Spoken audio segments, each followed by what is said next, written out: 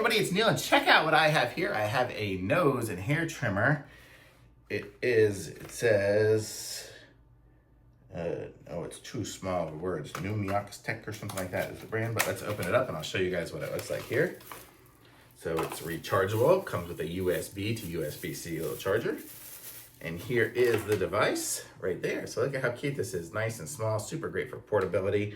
It's got the little charging port right there on the side, and then the power button on this side. So if we open it up, push the button so we can hear it going. So that will be going. It looks like it's got the little dots on it to tell you how much, I'm probably putting it up there. You probably can't hear me. It's got the little dots to tell you how much battery is left. So that's kind of nice.